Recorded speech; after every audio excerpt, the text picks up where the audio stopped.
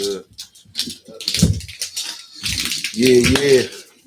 Once again, this song, man. You know what I'm saying? Your boy Young Devious. You know what I'm saying? I got one of my special guests right here, my man Fat Ray. You know what I'm saying? Had to come to the Green Room Podcast, Detroit, baby. You know what I'm saying? This episode number 6. So you already know, man. We got to get some shit going for that, man. My guy Fat Ray in this bitch. Bruce. You know what I'm saying? Bruiser Wolf. Big Bruiser. What's that? Shout out to my nigga Wolf, man. Shout out to my nigga Wolfington, man. Bruiser gang, man. Hey, look though. That's my guy, man. Hey, boy got some flavors over there. You know what I'm saying? Shit, we came with some shit today, dude. We smoking today, baby. Oh, yeah. The green room, green as hell today. Oh, yeah, we gonna get some green going in the green room. I already know. And we kicking it, you know what I'm saying, with a nigga that's a legend, man. Don't just think we about to talk about just Bud. We could damn near do a whole episode just about that. You know what I'm saying? This nigga really bars. This nigga really got bars though. He one of them guys. We gonna get to find out today, man. What he all about, where he come from, man, and all of that good shit, man. Shit y'all might want to know. My guy right here, man, Fat Ray, man. What's good, my G? You know what's up with it? You know what time it is, man. See this shit happening, man. What's these right here? That's my man, Mr. Kush. That's the Blue Runs. See, we businessmen, we doing business, kind of businessman. And I'm in the circle of a bunch of great kind of businessmen from the city of Detroit. That's my man, Mr. Kush. His Blue Runs. So y'all make sure y'all check him out, Mr. Kush 313 on Instagram. He got you fire Blue Runt strain. So that's one thing we working on. So we're gonna plug all our peoples too. We're gonna go down through there. I'm about to roll up. We smoking some raspberry runs. Raspberry runs for sure. You know what I'm saying? We're gonna get into it though. But look though, let's get off into this music shit. Why we get off into this green shit, bro? Look, I know you got bars. I know you've been doing the music shit a long time, bro. You come up with the vets, man. And you got a lot of history, man. Niggas might not know a lot of the shit that I'm about to ask. So hopefully, you know what I'm saying? We're going to walk them through it. We're going to walk them to it. We're going to walk them through it. But look. You got to take a drink with me, too. You got a shot, man. There we go. Y'all see this, man? So to success, we're gonna drink to success, my nigga. Ain't no time in there. Yeah, but we're going to walk them through it. Let's walk them through it. We can go to that place. So look. No, you fuck with the green. What was you doing before the green? Like as far as on the music, like how you get started and shit. About what age and all that shit. Like how you get that shit going. Growing up, my dad, he was a studio engineer. He was an engineer, so I had a studio in the basement of my crib growing up. But how I got into the music was through the church, for real. Just being in church, and my family church. My uncle was a pastor. So my family had a family church, you know, Greater Middle Baptist Church. So growing up, music was always coming out the church for real for all of us. You know what I mean? Okay. And my dad being in the music too. It was just, I was surrounded by music as a kid. Being from Detroit, period. Motown, you know, the music got to us early. You know what I'm saying? Yeah, I don't know. But I remember I got memories back of probably back to like 6 years old of them parties at the house where everybody in the basement and you got to stay upstairs. Oh yeah, and you hear that music, you know. Like, damn, you want to sneak up to the stairs. You want to go down there and hit your move in the basement for Auntie now. You know what I mean? Yeah. You might get a chance to hit your move that night. Well, do that move that you was doing that day. Hey, go wake go wake Ray up. Love happiness, you know. But yeah, that's really where it came from as a kid, you know, just messing around. I think the first, I was in first grade, Pitcher Elementary School. And Miss Henderson, that was my first grade teacher. I'll never forget. Pitcher Elementary. She let us rap. Yeah, Pitcher Elementary. So where you from, bro? Where you from? 7 Mile. 7 Mile, okay. Man. Grew up, 7 Mile in Granville, right between Southfield and Evergreen, man. On the strip. On the strip, yep. So you know that for life shit been with me for life too. You know, just jumping off the porch. So yeah. So you were saying with the music and shit, with the church and all of that. Just being in the studio as a kid, my dad being a studio engineer, I'm being around equipment that I didn't even know how to pronounce as a kid, Kirchweill, and they got the boards and everything out. So I was just trying to rap and do what I seen on TV. I wanted to be, you know what I'm saying? So who was your influence? Like when you first, like what made you like, damn, that's dope. I want to do that. Like who made you feel like, damn, that's something I want to get into? Because when we was growing up, everybody was looking for a dope young artist, kid artist. Like it was really groups that was out at the time, like the Boys. You know what I mean? The Boys. I had that record. They was Motown. So it was like my first group I was in was like something crazy like the Lollipop Kids or something. My uncle was producing at the time. He was a drummer. And he actually helped me write my first rap. I think I was in like first grade. Like, yeah, we're gonna start a group called the Lollipop Kids. And I remember. So you've been pretty much on that type of shit since a youngin'. The Lollipop Kids are on the road playing you other silly suckers like Legos. It was like, you know what I'm saying? That's you know what I'm saying? Like, as a kid, like he does. Hey, that's deep. I can hear it in the cadence. Boy, what type of that's back when. That was like first grade. You know what I'm saying?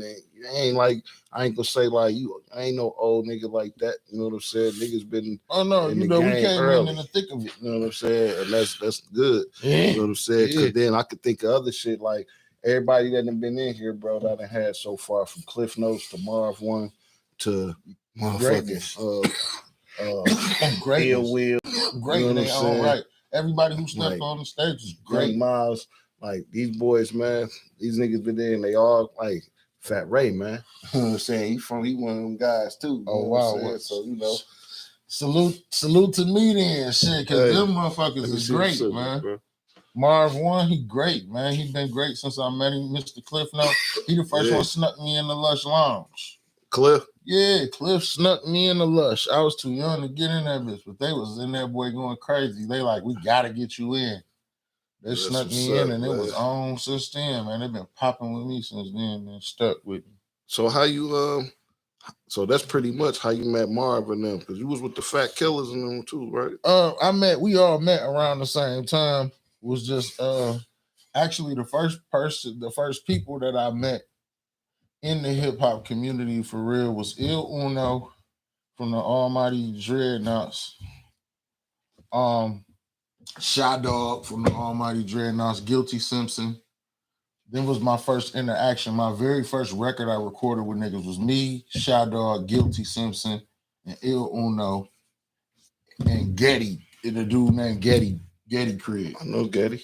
Getty. You know what I'm saying? Mass Getty Productions. Crib. So we go Getty Crib, like the Getty upstairs.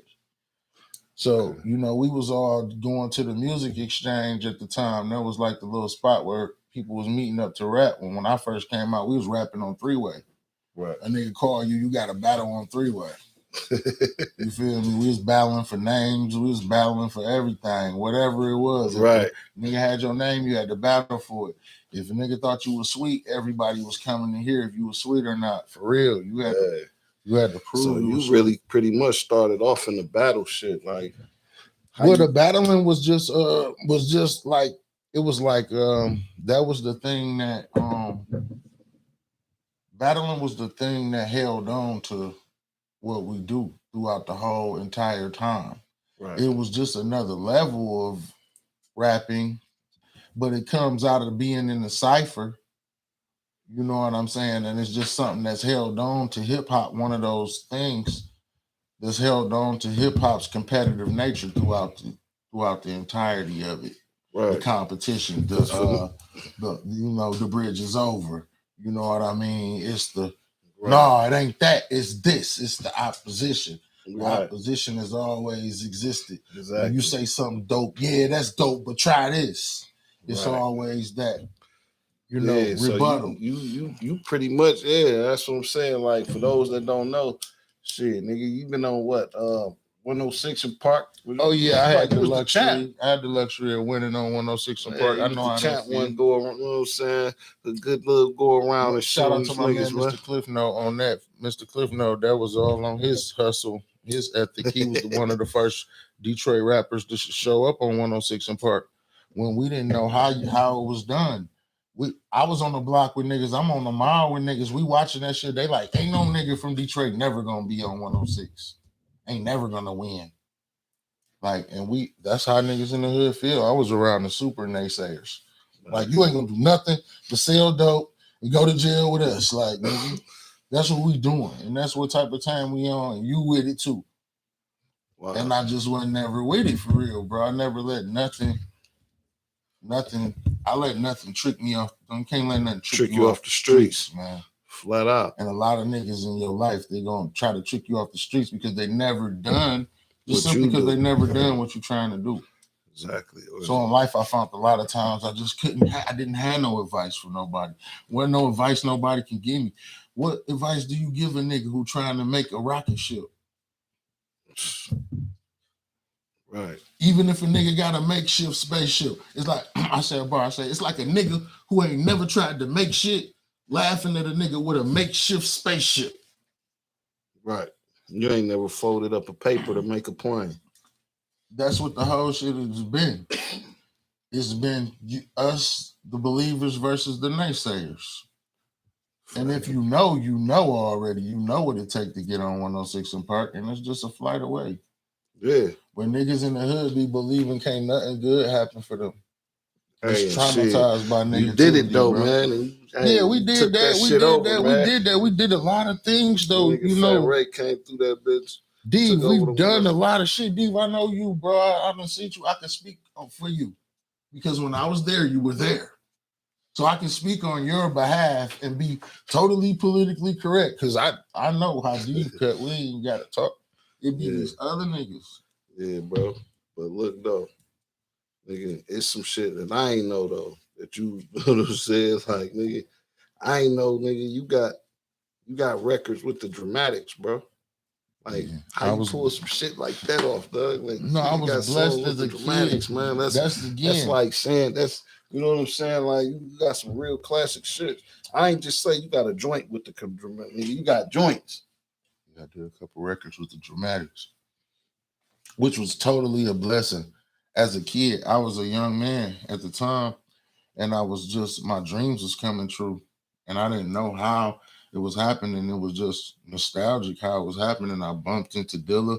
I found out about Jay Dilla. I was going to the hip hop shop, found out about Slum Village and Jay Dilla. And that, at the time, it was a dude who I wanted to, his favor, I wanted to impress him. His name, Hustle Simmons. He used to run the second hip hop shop. Okay. And Hustle, he used to give me incentives to rap. Like, man, come up here and battle with anybody you rip. You know, you could just pick whatever you want out the shop and you can have that. You know what I'm saying? He actually one of the first dudes introduced me to Tata. He flew Tata here, introduced me to Tata. Brought Tata to the studio. He showing love. Like, he was one of those dudes. Like, you need those mentors in your life to show you, you know what I'm saying, how to be a gentleman and a gangster at the same time. Hell yeah. So, you know, I had those mentors in my city and around me, unlimited mentors like Trick. I was 16 when I met them. You know what I'm saying? The Goon Squad. You know what I mean? Like, I was just a kid when Proof first grabbed me and snatched me out the hip hop shop, like, you with me. Like, that's legendary shit, bro. And that's what I'm saying. There's a lot of shit niggas don't even know about, bro. But to the Dramatics, I was with Barack Records. Young RJ and Black Milk snuck into the Lush Lounge with DJ Dez. DJ Dez brought Young RJ and Black Milk into the Lush Lounge the same way I got in. They snuck in because they was too young to get in. Right. This during the time where Slum Village had started doing their deal with Capitol and Barack Records. Okay. The young next up and coming producers in the game was Young RJ and Black Milk. They came to the Lush Lounge and I ended up performing that night. After I performed, it was like, man, we want you to come do a feature at the studio with us. We're gonna take care of you. Right. Like, for sure. Me and Guilty Simpson Yeah, again. He come and get me. You got shit with you got some shit with Dilla too, right? Yes, sir. This nigga here, man. Me and Guilty Simpson, though. Guilty, he come pick me up. Shout out to Guilty Simpson. He's the first rapper that ever cared about me getting some money. He paid. He made sure I got paid. My son 8. That's why I will forever be grateful to Guilty Simpson, because when I first made my first money making rap, he picked me up and we went to the studio together. You know what I'm saying? That was my first time getting paid to rap. So I recorded a feature for the Dirty District Volume 2. That's what we was doing. Record a feature for the Dirty District Volume 2. I come out the booth. We playing the records back. They're like, man, we got to do another one. We pay you for another one. I go in, record another verse. We do another song. I come out. They're like, man, we got to work something out, man. We got to.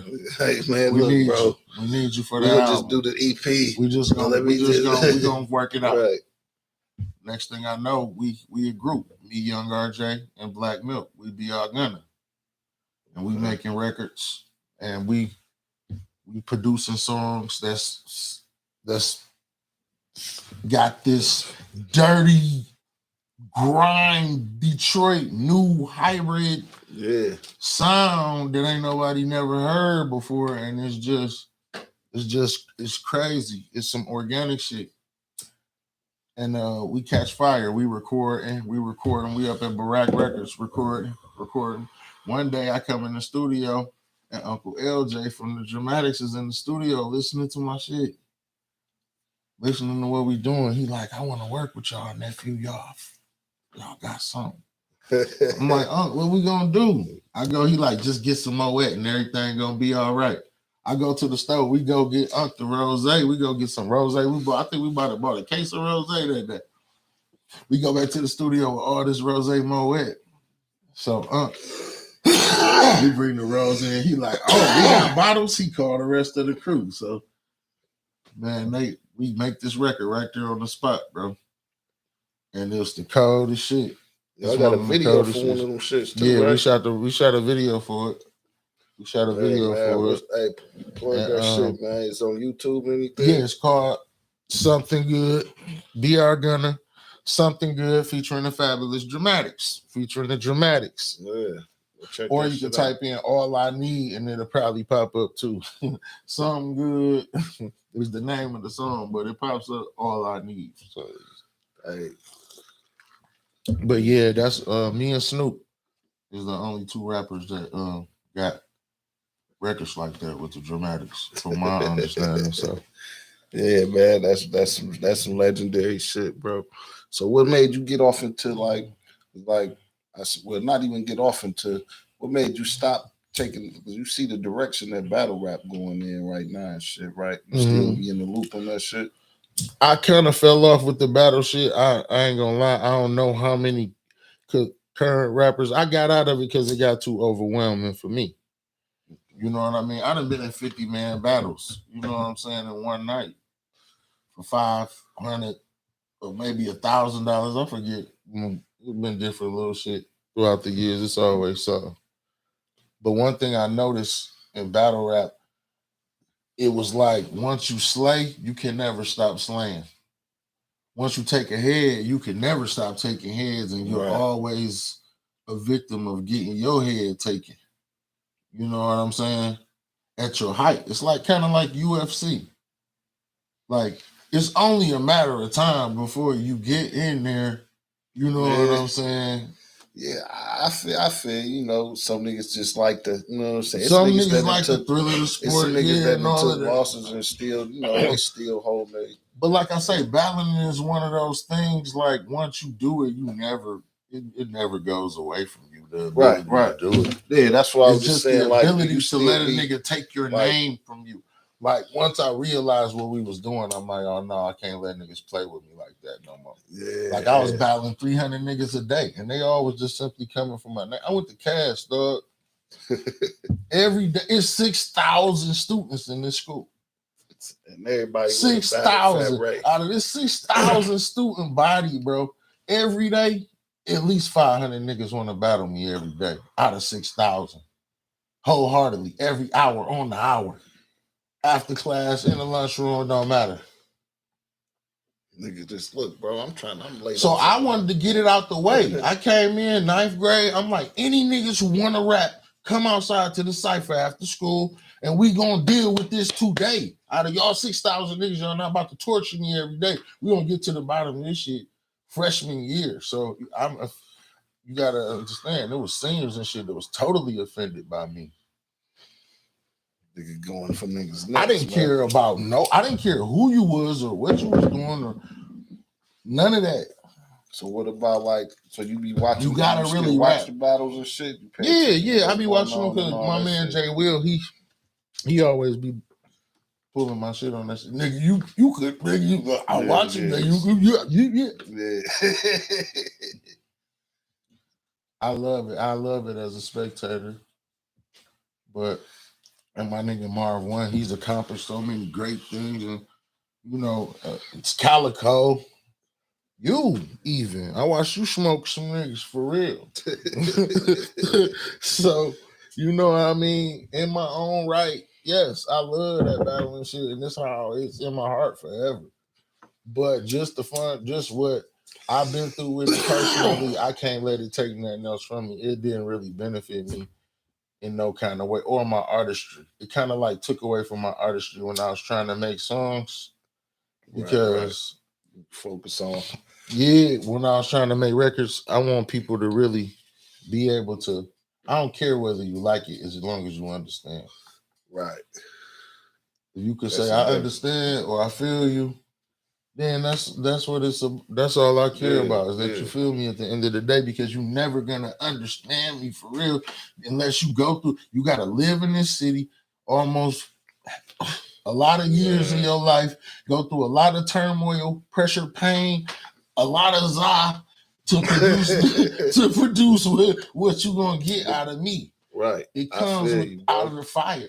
Yeah. So it's like I can't expect you to understand the shit. It's traumatized. You feel me? Yeah. But if you can, if you can understand, if you can feel me, then we can relate.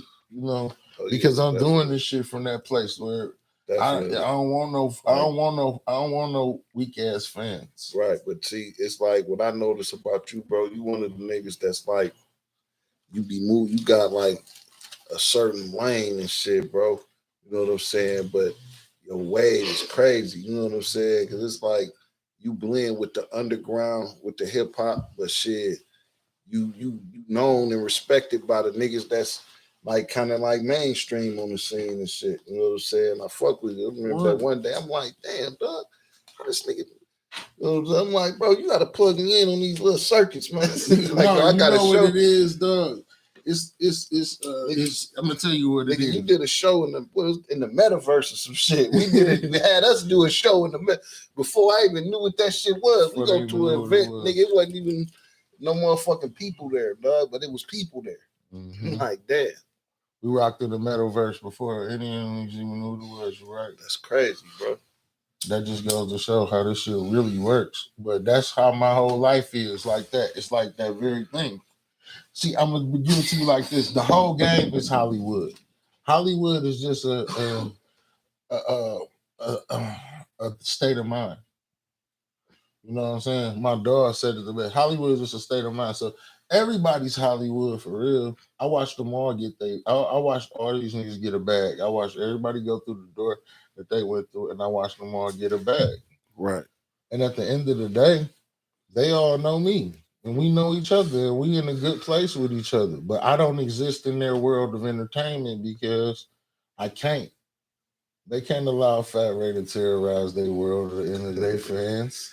Yeah, who would let you do that? You just gonna let a nigga come in and shit, man. You capitalized on your lane, nigga. Yeah, 100. Crazy. That's the thing.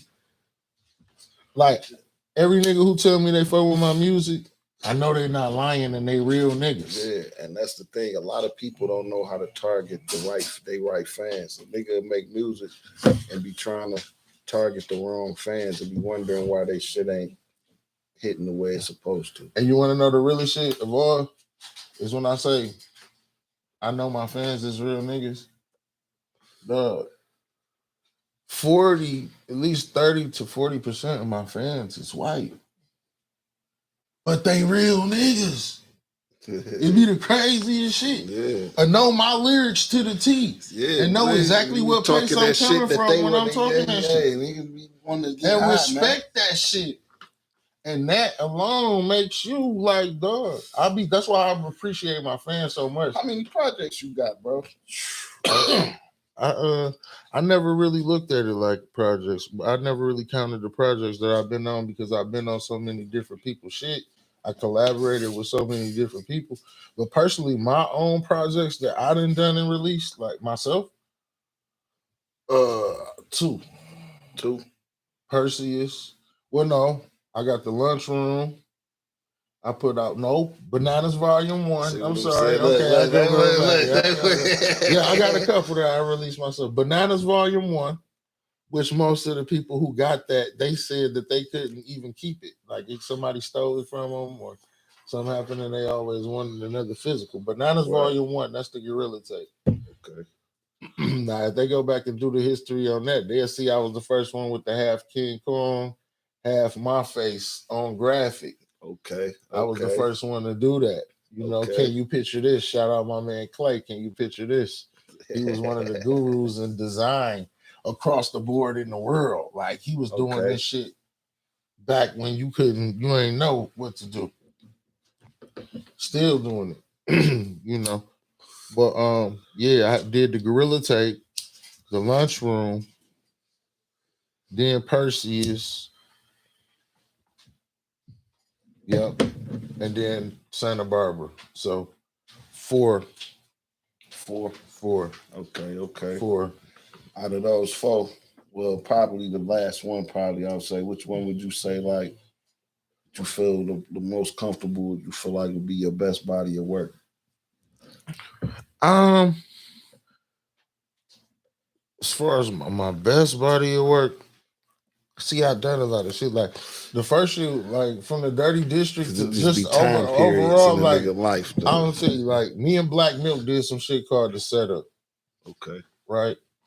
The Setup is one of my critically acclaimed body of work that I've ever done. You know what I'm saying? Because we was both in our prime of what we was doing, and when we did that shit, it ain't too many niggas that's boom bapping or rapping that can fuck with that. You can go back and play that shit right now to this day. And it was one of the most comfortable recording processes that I think we might have did that shit like 2 weeks. Damn. From Rooter to Tutor. Inspiration. From Rooter to Tutor, I think Black might have got a 10-hour block and we just something crazy. Right. So who your best like who would you say like your top?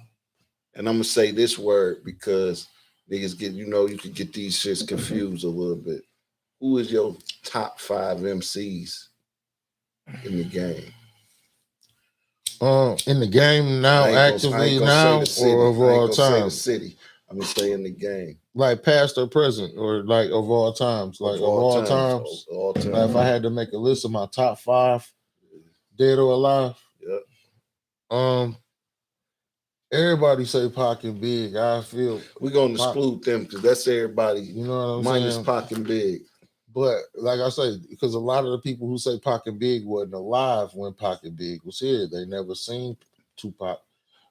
They never seen, like, we grew up, we seen that shit. We seen Tupac going to court. We seen, you know what I'm saying, Tupac get killed. We seen. Yeah. So, from an artist who's seen a lot of the shit that I've seen, my top 5, excluding Pac and Big, I have to go Hove by default first. Okay. Hove by default. Coogee Rap, Snoop Dogg,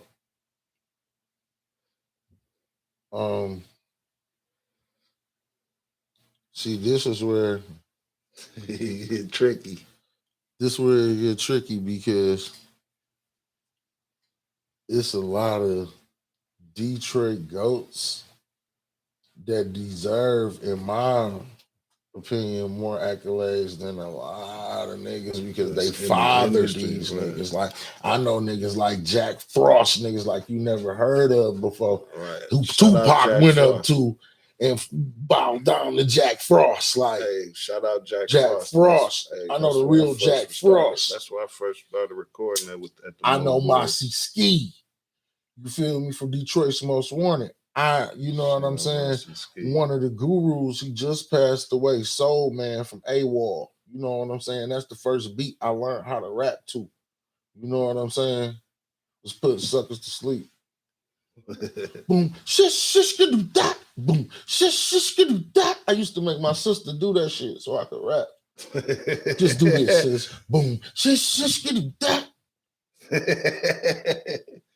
That's dope, man. So you say that last two, that's hard. See, because I know the trendsetters, so it's like you can't opt out the trendsetters. Dilla was a barsmith. Like, niggas don't really know Dilla pen was impeccable. You know what I'm saying? I mean, when niggas couldn't rap, these when niggas couldn't rap. Dang. These niggas was really rapping, dog. Fuck y'all with them little Jack gas station Jacobs. Y'all just clowns without the makeup. Wake up. You know, the nigga in the booth doing that, dog. Yeah. You won't catch me in no cypher rapping. I'm in the dub Wednesday night with dykes with asses popping. Bitches see us pop bottles and they ask for glasses. They lucky to get a glass of pop. That nigga Dilla. Stop fucking playing with me, yeah, bro. But I'm saying you did joints with the niggas. Yeah, so Bugs. Niggas like Bugs. Fucking Fuzz Scooter. See, yeah, Cliff. Hey, Mars, y'all ain't named these niggas. Fuzz Scooter. I run shit like an ass with legs. Massive leg to leave your cabbage red. I'm similar to your ass in the casket dead. Drastic spread of acid heads coming to abort you like a bastard egg. The shit you said got you standing on plastic legs. Yeah. Roll down the window, bitch, you got some fantastic legs. You can get it to that ass get red. Bizarre, you take him and him. Leave the other two for my nigga Eminem. Never writer's block. I block writers. You got tighter, ante up and get your top fighters. Like, niggas really busting. Yeah. Like, I come from another cloth of. So how was it though, bro? Like going into when you was going in the hip hop shop and no, not the hip hop shop, the Lush and all that shit. Like we was sneaking in the Lush. Who was like the niggas in the Lush when y'all was that was when niggas you couldn't rap in the Lush unless you was dope. DJ Tony Tone, he wouldn't spin your shit. We never knew who was performing at the Lush. The records would come on, and Ike Love, I think it was Ike Love and Kamal from the radio station. I think they, if I ain't mistaken, I don't want to lie. But it was random. Like, they called up whoever they want. You ain't know if you was rapping that night or not. They just called you up and then Tone spent that you knew was going to fire. No, so they was only calling up the niggas with heat. The Almighty Dreadnoughts, the Fat Killers, the Killers, the Dreadnoughts. We was a group at the time called Double A. We was right there. You know what I'm saying? We had the Raw Collection, of course. Ferretta and all them boys. Ooh. The Raw Collection. Who else was coming through murdering the Lush? It was so many murderers that was in the Lush. I don't want to forget nobody. The Wolf Pack came out of there. Oh yeah, the Wolf Pack, more dirty. Yeah, for sure. Who was really busting back then that was just going crazy? Yeah, the R.I.P. the Prez, Jimmy Hoffa and the Rotten Club. Yeah. They was said, what was that? They said, man, Shot Dog was really busting, bro.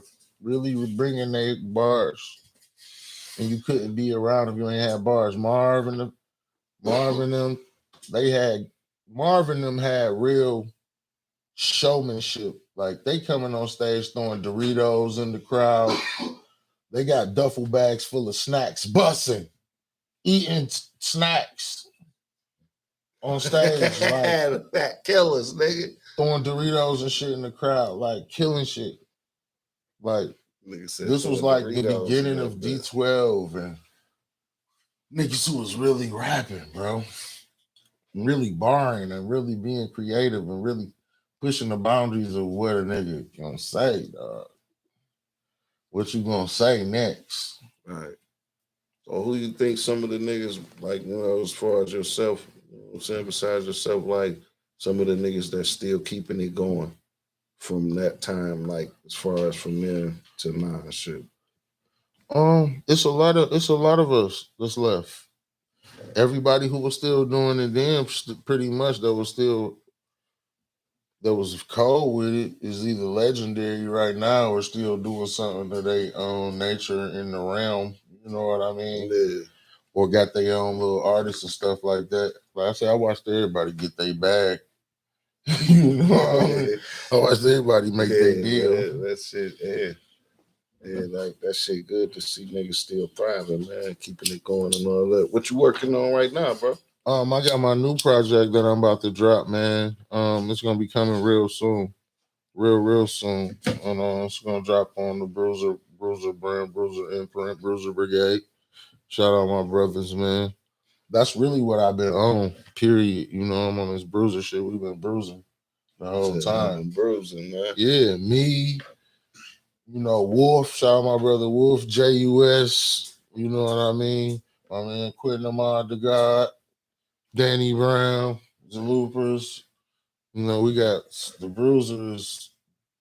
Bruiser is global right now. We got bruisers everywhere in the world right now that's starting to understand and put the pieces together of what's been going on for real. That's dope. That's what's up, man. Hell yeah. Yeah, bro. So shit, what can you say? Niggas can look forward to the new joint. Yeah, right now they can go get the Santa Barbara. Santa Barbara streaming everywhere right now. And then, Santa Barbara is the first piece that they really gonna need to understand all the rest of the pieces because it's all dedicated to something. You know what I mean? It's all dedicated to Detroit. And it's all dedicated to hip hop in its own different way. And once you start to take it and do what you as a consumer gonna do with it, then you know what I'm saying, it'll be easier to understand me as an artist and everything else that I'm doing in the future because it's all interconnected. So Santa Barbara first. That's the first piece you're gonna need, and then I'll say it's Santa. The next is Santa as well. It's a song with the sun in it too. But it's all connected. Okay. Santa Barbara, I'll tell you, Santa Barbara is the street that I met Proof on. 7 Mile and Santa Barbara. Santa Barbara, okay. On the other side, out of Drive. A lot of Detroit rappers stayed on Santa B. You know what I'm saying? Santa Barbara. Lowdown. Okay. Swift from the Raw Collection was on Santa B. DJ Diaz was on Santa B. Like Santa Barbara was on. So what's the next one? Yeah, the next one is where my family is from. Where my mother's father and mother is from. So it ain't that many Santas after that. I'm pretty much. It's a lot of Santas. It's a lot of Santas. Okay. It's a couple different. Okay. It's a lot of Santas. Yeah, it's a lot of Santas. No doubt, man. Because my like I say, my mom's her mother and father is from the street Santa, and my dad and my grandma and his family is from the street San Juan. Okay. Yeah. It's some sands. It's always some sands for some reason, but I'm from Granville, you know what I'm saying? No doubt, man. 7 and Grand. Shit, man. What we got up here, man? Strands. We got strands, man. Listen, and this is This is from like some of the hierarchy in Detroit cannabis. You know what I'm saying? I only rock with the reals. We not pack hustling or putting nothing harmful in they packs, not lying. This right here came from my man Mr. Roll Up. I know you know Mr. Roll Mr. Up. Roll Up, yep. Mr. Roll Up. Mr. Roll Up. If you come to the city and you don't know who to ask for Mr. Roll Up. This one of the things he got. This the Queen Elizabeth. This the Briscotti V2. You know this Cali right here. You know what I'm saying? Look at that. Check that out. Cause I know you were real. We're not playing. Then my peoples from Crud Inc. sent the ice cream, man. That's what brand I represent. This all Detroit cannabis black market. Oh yeah, I like bosses. That. I like that. Black I like that look bosses. right there. Yeah, I like that look right there. Yeah, Crud Inc. That's another one that we got the some ice cream, man. And then my man A1 Selections, you know what I'm saying? We got some of that A1 good Selections. Some of that good Dolce. That Lumbre Dolce. I like how this ice cream, man, smell too, man. That ice cream, man, some punch. Okay. We got some of that. And then what else? This the Scalati. The Scalati. So pressure. Okay. We the Lord's allowed, man. The Lord's allowed. We the Lord's allowed, man. I tried to tell them, man. They don't understand until they come get the experience. But you're gonna experience it because we a $1 billion culture right now, multi-billion-dollar culture in the rap cannabis community and hip hop cannabis community. Yeah, our community is strongest. I represent a lot of different cannabis brands along with myself. Okay. Yeah, because we represent the era. Packs too and shit. Yeah, you thought we risked our lives for this cannabis so somebody else could come in and make all the money from it? Hell no. No, just give me a third of the just give me my proper third. You feel me? My third. Every nigga who risked his life with a bag deserve a third of this legal cannabis world. I'm gonna get my corner. Yeah, the Scalati look good too, man. We coming with the strongest in the world, strongest medicine in the world, man. It's tough. You know what? Let's do this. What you doing? What you want to do? If you want to do with this Queen Elizabeth, which one you thought? Which one was the most pleasing to the nasal passage? I ain't gonna hold you, man. It was between. Let me see that. Matter of fact, my dog A1C's. This Queen. Yeah, let's get a Queen around, man. Mr. Roll Up, man. Mr. Roll Up. Man. Shout out to Mr. Roll Up. Oh, and then me and A1, we got some special releasing tomorrow, man. I wish it was I wish we would have pushed about it, man. We're gonna do the part two. We're gonna come back, man. Snowballs, man. The snowballs, man. Shout out to A1 Selections. Yeah, the snowballs, man. We got a little pack factor. You know, we didn't have a lot. We're gonna change this. We're gonna stop this shit. Snowballs, man. One and done, man. You know what I'm talking about? One and done. We might need to see one of your words. Yeah, we're gonna see if it's gonna be decent in there. Yeah, we gonna one and done. Like the blunt Danny gave Dave Chappelle. Yeah, man. Just so y'all know, man, we about to do a real weed review right here live for y'all, man. Oh yeah, we about to review it's only right. The Queen. It's only right, man. One nigga Fat Ray in the building. Yeah, let's talk loud, man. This is a little better. Let's talk loud, my baby. I ain't gonna lie, on the smell-o-meter, it's definitely fruity. It got that smell I like. You know what I'm saying? Me and my man Comic J Will, we created the Carlisle system registering weed. Like how many Carlisles is it? 5 Carlisles. Oh, okay, yeah. Shout out to Comic J.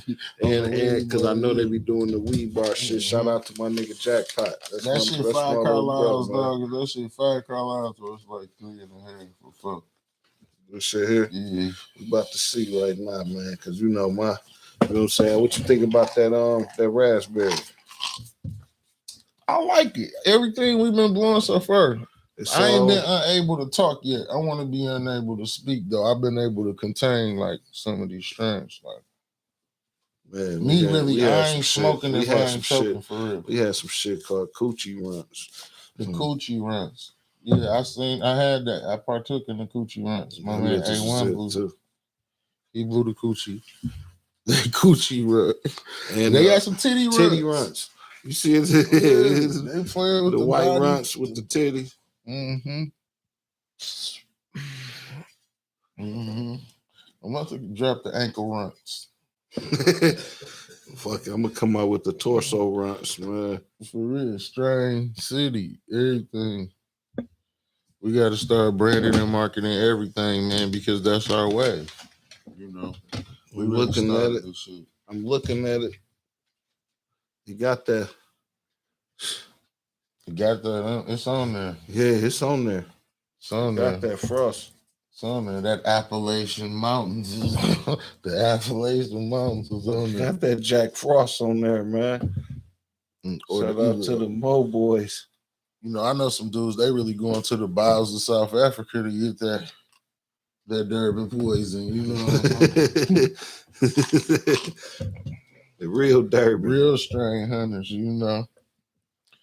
Okay. But they did some epic stuff today. Shout out Burner and them, man. I think they opened up the cookie out there. And, my nigga Cliff Note did all the airbrushing out there. He just showed me the pictures, man. He out there with Burner and Trick right now. Cliff always doing some epic That nigga did. He like when he had that boy airbrushing cookies on the back of the shirts and on everybody's shirts. And he shit. drew. He did my album art. He already do all my album artwork except for my latest album.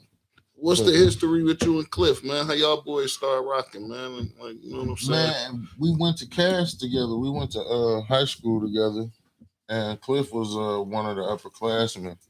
And remember I told you about that call out, like we're gonna get this out the way. Yeah. Whoever wanted, Cliff was one of those dudes who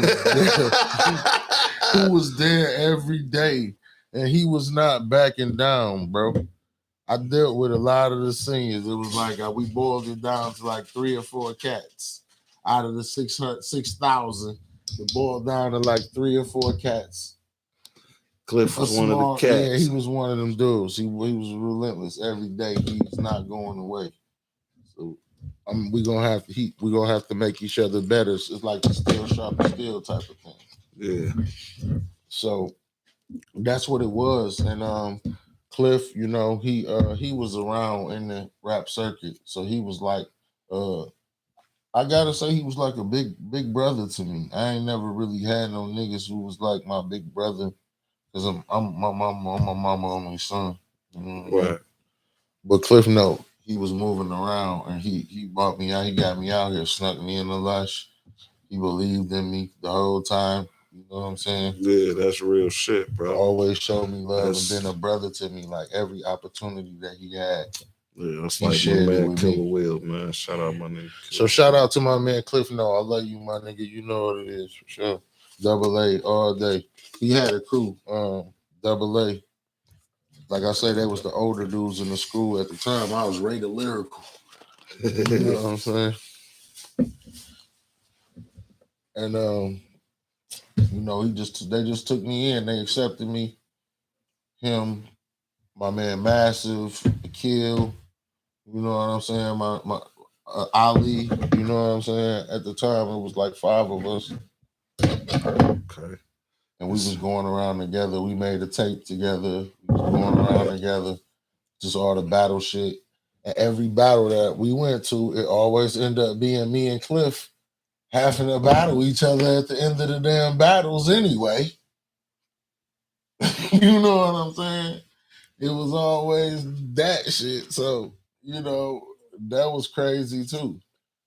So y'all niggas just got to rock. I'm like, man, fuck it, man. Yeah. We was a crew. You know, we was a crew. We still bros. Man. We still crew. That's still my brother for life. Roll up. Yeah, that's my G, man. How hollered at him yesterday. And he one of the dopest rappers ever too, in his own right. Yeah. He been rapping for a long time. He got a lot of bodies under his belt. I watched him body niggas. It's undeniable. Undeniably, like without a doubt. Check out like, his interview. Niggas might not have liked about it. Niggas ain't like it, but Cliff is one of them educated MCs, bro. He showed me that it's all right to be yourself and just be smart. And you ain't gotta see. We around wolves, and this nigga, he raised 6 mile Bronx. He raised in the Bronx. You know what I'm saying? I'm a semi nigga. So from his house to my house is danger zones. You know what I'm saying? Like all the wolves stay around us, but he taught me that you can be smart and exist around wolves and still be in your own lane creatively and all that shit, and have your artistic and drawing is cool and all of that shit. It's cool. Yeah. That's what's really cool. Having friends that's nerds is cool. And the shit that we've been taught is wrong because it's the smart niggas that's got all the plugs. You know what I mean? So, Cliff was just one of my good friends that showed me it's good to be smart. It's okay to be from the hood and be smart. Right. You know what I'm saying? That's what's up, bro. That's real brotherhood right there, man. Yeah. On some real shit. I like how this shit hitting, boy. That Queen. Hey, look, when I look, when there's some shit, when you get to looking at the pack again, reading the instructions and shit. Like, that Queen. This shit say it again. Okay, yeah. Yeah, that Queen. That Queen hitting. Shout out, Mr. Roll Up. Mr. Roll Up. Hold up. All right. See? Mm-hmm. Yeah, man. Let's talk loud, man.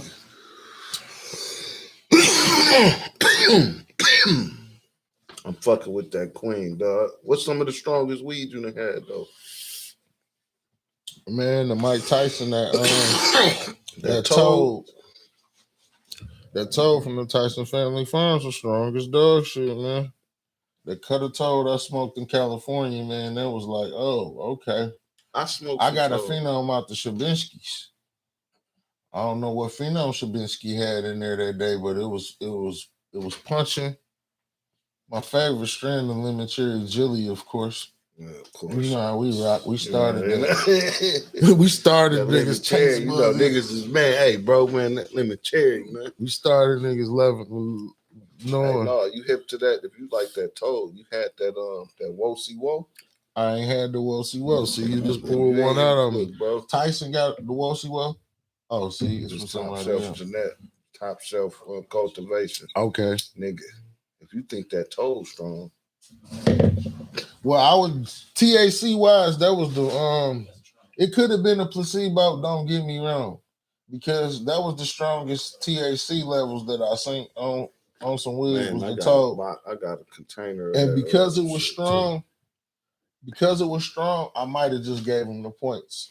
You know what I'm saying? Because it said the THC levels was that. Yeah. So because I was pleased with it, I just gave it the ranking. You know what I mean? So it was like that motherfucking Wosi Wo. Hey, top shelf. Hey, y'all niggas, man. Get with me. I'm plugging y'all niggas. Hey, but look, that top shelf shit, boy, that motherfucking, it's called Wosi Wo. Wosi Wo. Nigga. Question. Nah, honestly, no. Is it blowing better than the Bashio, Serbinsky Bashio gelato? Man, I'm gonna just say orange and green pack. I'm gonna just say this, bro. Is it that Wosi stronger than anything, bro? Like just fucking with the Bashio? Nigga. See, I'm gonna tell you the truth, dog. That shit, OG. When we was doing that weed war so shit, it's like that shit. We was doing the weed. We was going having weed wars, dog. That shit come in the glass jar, nigga. I gotta see that Wosi Wo. Cause I'm talking about in our span of how we've been born. When that Baccio, when that Sabinsky Baccio came out, that one phenome of that Baccio, you know which one I'm talking about? That Baccio, yeah. Yes, the infamous, the orange and green pack. Yeah. You know what I'm saying? I know what That shit had pressure in them packs, man. Man, I had some shit called Bolo too, though, dog. And Bolo. I know you've been playing with a lot of strands, dog. I have too. It's just the candy paint. Nigga. See, that was during the time when niggas Zai wasn't really Zai and the Basio came up.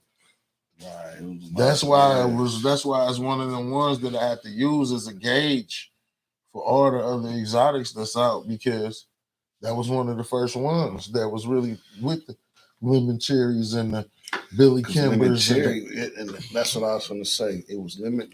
What got me going off the Zai for real, like nigga, like dog, I gotta, you know what I'm saying, nigga, was that motherfucking that lemon cherry, and then it was the Billy Kimber. That Billy Kimber. When I first hit that Billy Kimber, I'm like, oh no.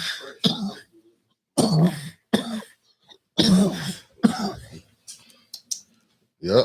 Yeah, I had the 12 Elizabeths, dog. Yeah, that's that queen. That queen will do it to you. Elizabeth, I'm coming to join you, honey. All right, Mr. Roll Up. Yeah. What's this? Boys ain't playing with that super macho, man. Let me take my damn jacket off. Yeah, man. Hey, it's a real session going on right now, man. For y'all that don't know, man. You gotta know Some real flavors over here. Shout out to my nigga Mr. Roll Up. Damn, I ain't been looking at the camera none this time. Not gonna like this nigga tripping. What's up, y'all? Yeah, man. Good session. Blowed as hell. Y'all hear me? Salute. That's what this is, dude. But this rap shit, man.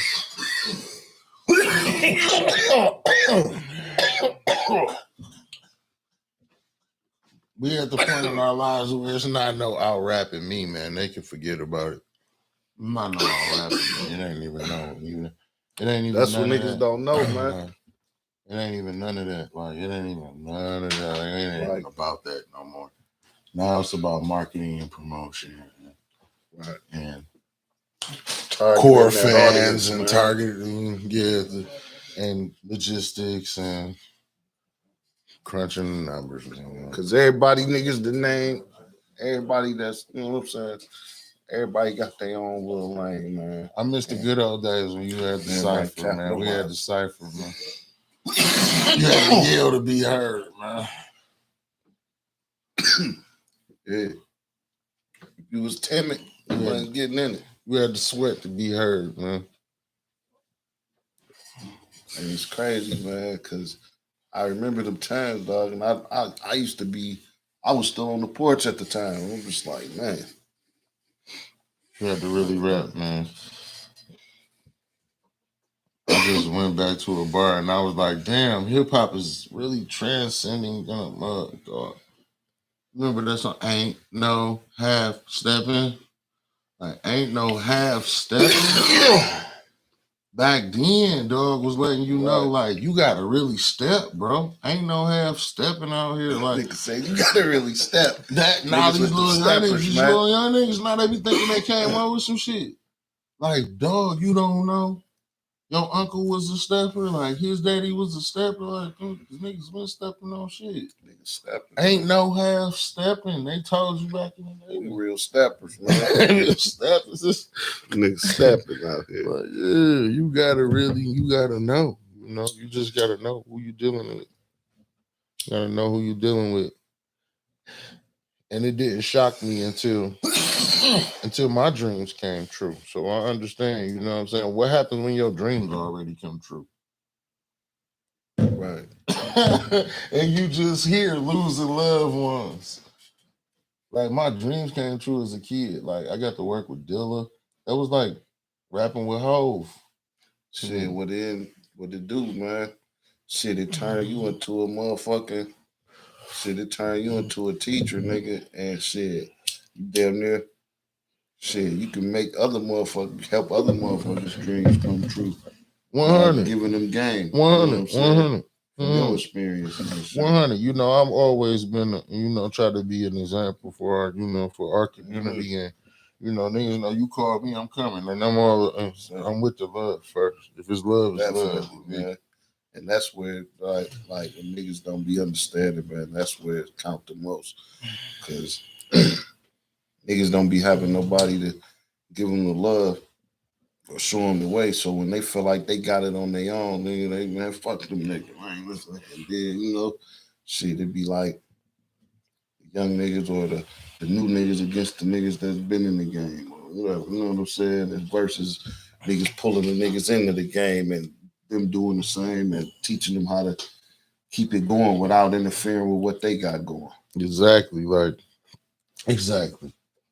Like that's what it is. A nigga feel like if he help another nigga interfering with what he doing, or stop or blocking his shit. Yeah, because you can help a motherfucker without having to interfere with what you got going at all. It might be it be sounding good, but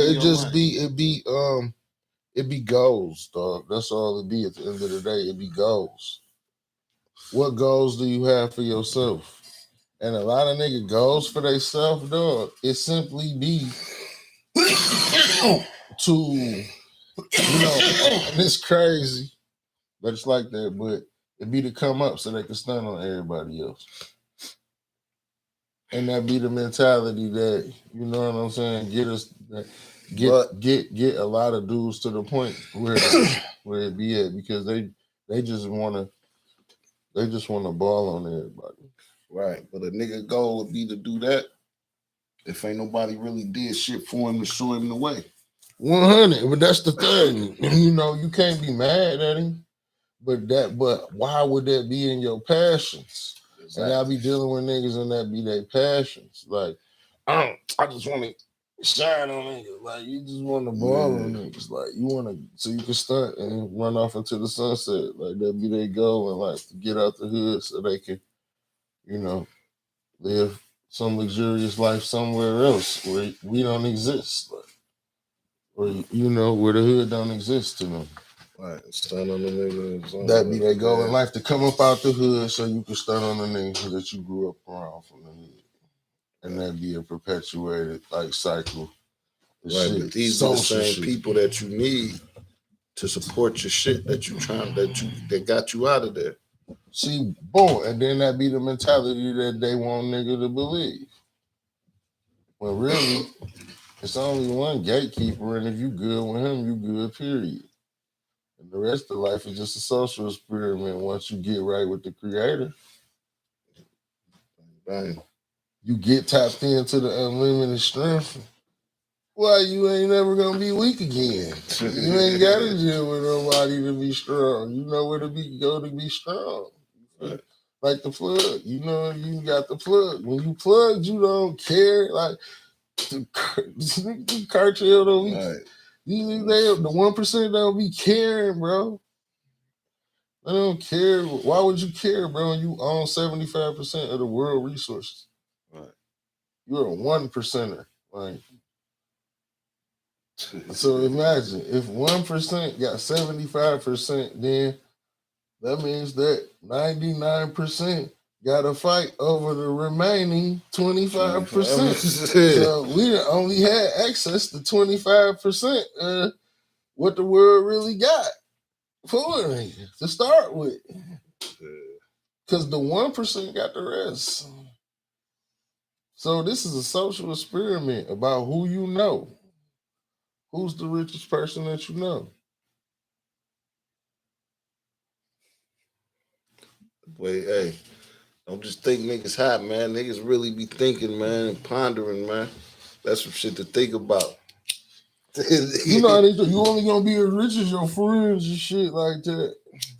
But we know niggas who came up from the hood, multi-millionaires, dog. I know niggas who can bull $1 million twice as a kid. Right. Smack 10 cars up.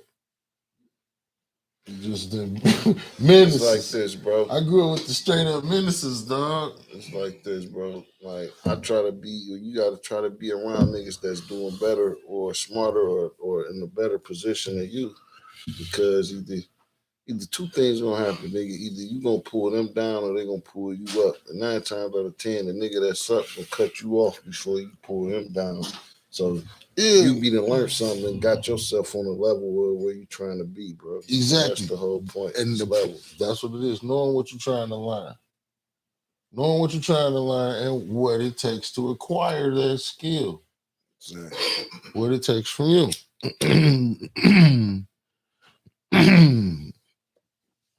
This pressure. Yeah, this pressure. You can't even get a word out, boy. You know I'm Tony Stark's. That shit, yeah, that's you it. Can't, boy, you can't. Don't believe the hype. Don't let this little brown rat fool you with his pressure. Man, backwoods, boy. Sheesh. Buddy. Boy. But yeah, man. This music is an outlet, man. Just like any other outlet. You know what I mean? But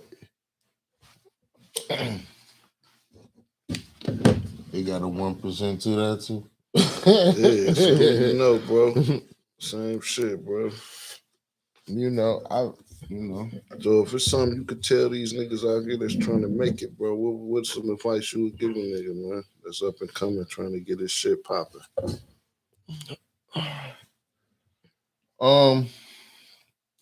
The advice that I would give a artist, see, it depends on what type of artist they want to be. You can decide to be many different things in life. No matter what you decide to be in life, right? Know that whatever you're doing is never gonna get bigger than you. Whatever you're doing is never gonna get bigger than you. The better that you are of controlling yourself and knowing yourself and trusting yourself and renewing your own strength, the better you'll be at whatever it is that you're trying to do. If you good, if you make sure you're good, everything around you will start to become good by default. And that's what I learned, because I had a lot of negative influences and I had a lot of positive influences. The difference is when I got around positive people, their environment was different. Their environment was conducive to their success. They wasn't in the hood trapping and scrapping. Right. They was in the environment where they could run free and flourish and prosper. So if I could take away your worries and put you in a state of happiness, and you can find your happiness, you can run with that. And that'll be good enough alone for you to survive in whatever it is that you're trying to do, whether it be computer programming. You just got to find your happiness with it and love it. Like a lot of people, you know what I'm saying? But it starts with you. You got to know what it is that you're doing. Shit, bro. You got to know what it is that you're doing, you know, and you got to be in love with it for real. Whatever you don't love in life, you're going to lose it. That's what I would tell them. You hear what I said? Definitely, bro. Whatever you don't love in life, you're going to lose it. You got to be in love with life. You got to be in love with anything that's going to have the opportunity. You got to love it. Because guess what? If you go to work and you don't love your job, you ain't going to have it for long. If you coming home to your wife and you don't love her that much, you ain't going to have her for long. Whatever you don't love in life, you're going to lose it. So you better make sure you got your treasures and you loving them, and hold on to your treasures and love them. That's what I tell you. Hold on to your treasures and love them, and don't worry about getting paid, because you got a bunch of priceless shit that you don't realize you got already. And you really can't be compensated for it. It ain't an amount of money I can give you in exchange for what you got when you know your worth. Hey, well, that's game for my nigga Fat Ray and this bitch. You got somebody you want to shout out or something, bro, before we get out of here? Anything, bro? Yeah, I want to shout out to Detroit hip hop, man, because Detroit hip hop, man, and Detroit hip hop has it really inspired me throughout the years. It kept me alive and fed my family, dog. I lived a nomad's life with rap, man. I fell in love with rap at a young age, and I haven't depended on nothing else. I'm one of them niggas who really had their faith in rap. You know what I'm saying? And nigga, nobody understands that, man. That's real, man. It's hip hop, man. Hey, Detroit hip hop. So that means everybody, man, that contributed. that's From real Smiley right there, man. to, you know, to D12 to Awesome Dre and the Hardcore Committee. I'm talking about, the dudes we was talking about earlier who ain't never gonna get their roses for trendsetters. You know what I'm saying? Definitely. It's a The lot of them. underdogs. Shout out to all the underdogs worldwide, man. For keeping this shit alive. Because your ideas are the ideas that the world loves. And you know it. And you know it. Real, man. Hey, well, look, man. That's another episode, man. Number 6 with my guy, Fat Ray, man. The Green Room Podcast. Hey, make sure y'all go subscribe to the page, the channel, like and subscribe, and share, and all that shit, man. You know, it is what it is, man. Hey, Green Room. Stay hungry, friends.